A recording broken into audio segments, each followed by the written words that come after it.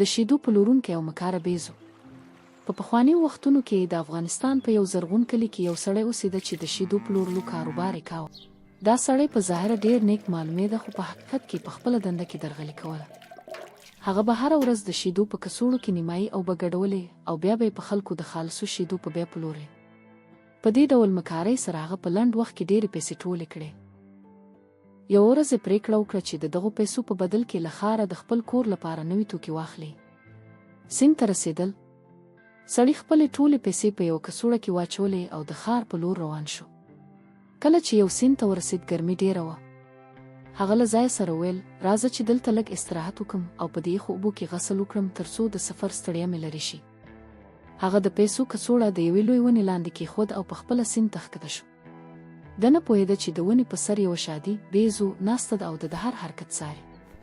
د بیزو لوبه. کله چې سړی په اوبو کې په لامبو بوخت شو، بیزو په ډېرې چټکۍ راښکته شوه، کڅوړه یې واخیسته او بیرته د ونې سر ته وختله.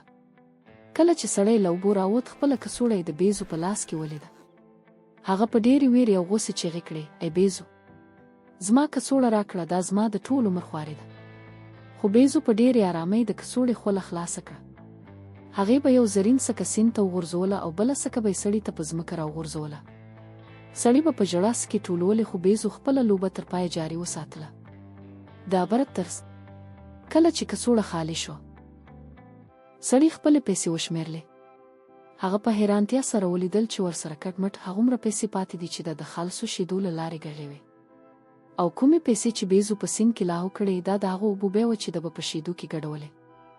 سړي سر ټیټ کړ او په پښیمانۍ یې ویل، او به بیرته اوبو ته لاړې او شیدې بیرته شیدو ته پاتې شوې. د درغلۍ مال هیڅکله برکت نه لري.